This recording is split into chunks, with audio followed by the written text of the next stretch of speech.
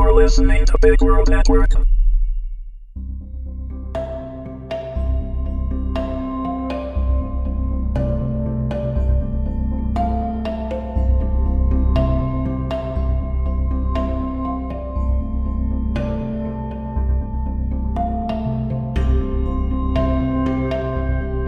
Pathological Passion, written by Jared and Lisa Kwan, read by Wendy Herman. Episode 12. 3 weeks later. Elise opened her eyes and sat up to a light dinging noise. She rubbed her face and looked around the room. "Jarvis, turn off the alarm." "Yes, ma'am," Jarvis replied. "Did you have a pleasant dream and a nice nap?" "My dream was pleasant enough. What time is it?" Elise asked. "It is currently 2:30 p.m., Jarvis said. "Did you happen to see the man in your dream again?" "Ah, you're killing me, Jarvis. I haven't seen the man for the last few weeks. I don't think I've seen him." There were times when she thought, and perhaps even hoped, that she caught brief glimpses of Eric, but she knew that was impossible now, that she was no longer infected by indigo. "What am I waking up so early for this time?" she asked. "Wait, let me guess. To watch the sunrise from the beach?" "No, ma'am. Chairman Veers has set an emergency conference call and has asked for you to join at 6:30 p.m. local. I also have more news for you. I have taken the liberty of doing a full history workup on Eric Winters." "What?" Elise stopped short on her way to the bathroom. "I appreciate it, Jarvis, but I've already said that I'm through with him." "So you don't want to hear anything about him?" Jarvis asked. Elise sighed as she looked over the outfit that Jarvis had set out for her. "Fine, then. What did you uncover about his parents? What did his dad do?"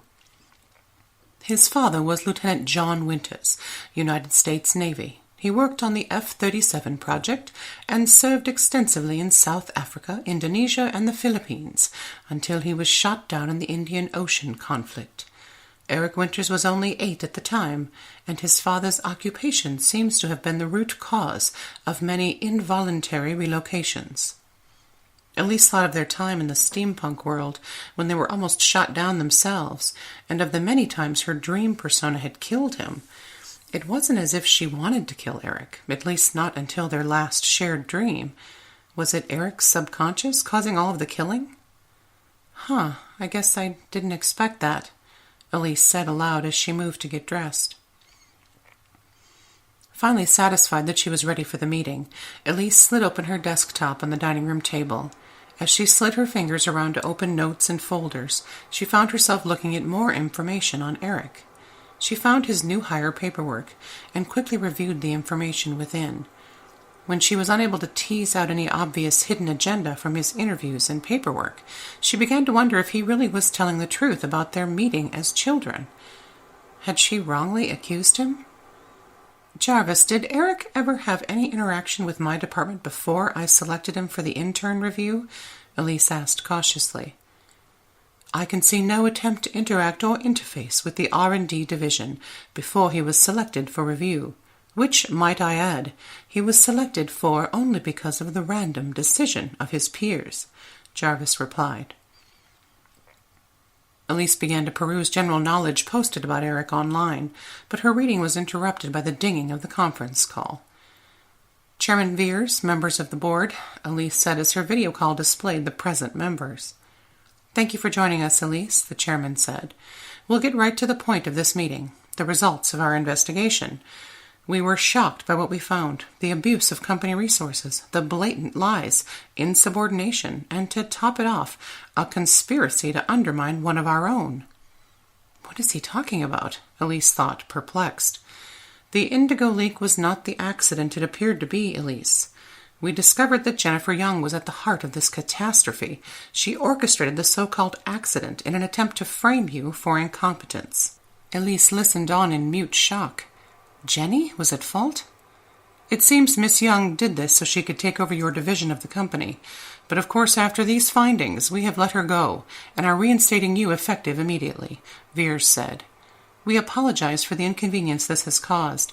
Given the circumstances, you are more than welcome to take any additional time off that you need to get yourself ready to return to work. Do you have any questions for the board?" No, I do not have any questions at this time. Thank you for the report. I think I'll take those offered days off. I'll let you know when I'm ready to return, Elise said. Thank you. We look forward to getting things back to normal, Veers said. That concludes this meeting. Elise let out a long breath of air. Excuse me, ma'am, is everything all right? Jarvis asked. No, it isn't. I thought Jenny was my friend. I thought I could trust her. I assumed I couldn't trust Eric. I wonder if trusting Jenny isn't the only thing I got wrong. She sat there for a long time, pondering her different encounters with Eric. Why had he pursued her so hard? Did she dare believe his feelings for her were real? She was suddenly overcome with an urge to talk this out with Eric, to see him one more time. But I pushed him away pretty hard, she murmured. I don't know if you even want to see me. There is only one way to find out, Jarvis answered. Do you mean actually go to London? See him there? You have time at your disposal, ma'am. You can't expect me to just throw myself at him, not after telling him to stay away from me. Elise closed her eyes and rested her head on her desk, wishing she could forget Indigo, Jenny, Eric, this entire exhausting mess. Suddenly she remembered her father's words.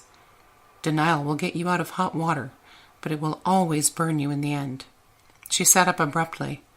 Jarvis, please book me an immediate flight to London. Elise spent a good hour packing when she suddenly started to feel a headache come over her. She leaned back in her chair and rubbed the bridge of her nose, letting out a long sigh. When she glanced over at the clock, she realized she was running very late. She stood up and slid on a pair of black flats, grabbed the handle of her suitcase, and rushed out the door. At the airport, she slipped through security and onto the plane without complication, excited and nervous about the adventure she was about to undertake. The hours seemed to fly past until she found herself standing at the luggage distribution carousel at Heathrow Airport. Looking through her Google glasses, she followed the directions to the nearest cab station. Jarvis, address, please. Certainly. It should be on screen now and updated in your contact information. Anxious and filled with adrenaline, Elise entered the cab and electronically offered Eric's new address. The drive through the city seemed almost like a blur until she finally reached a moderate apartment building. It is the second door on the left, Jarvis said when she had ridden the elevator to the 4th floor. With great hesitation, she knocked on the door, her stomach knotting as she reminded herself that there was a real possibility of rejection. She cleared her throat as she waited and then knocked again.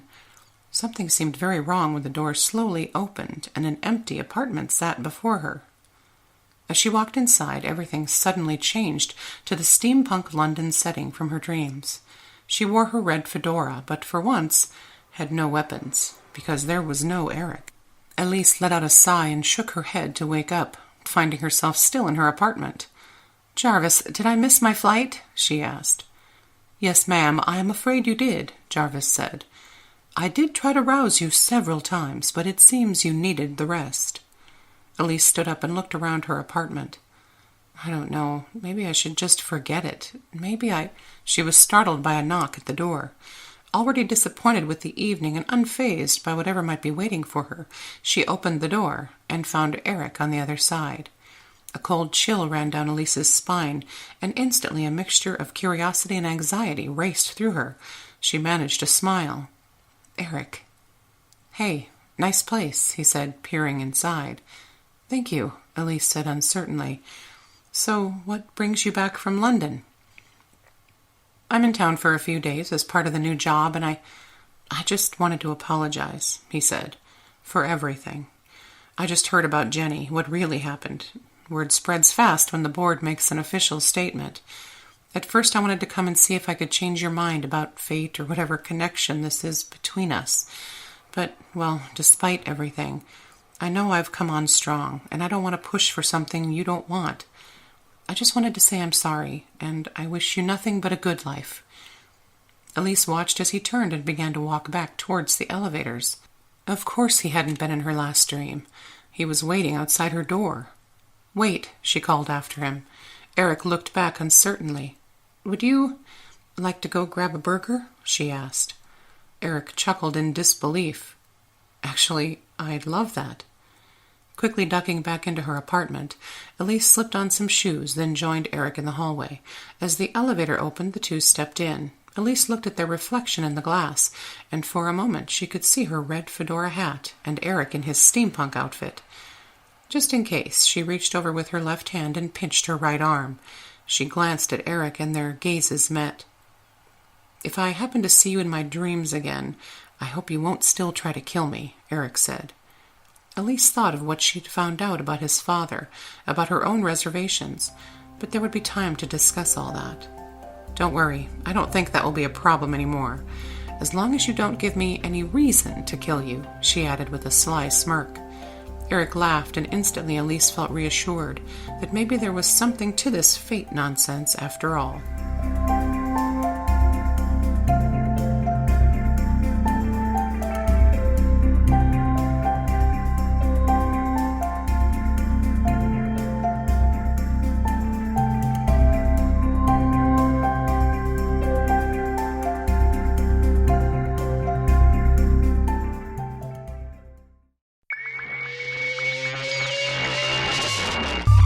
You're listening to Big World Network. Music by Kevin MacLeod.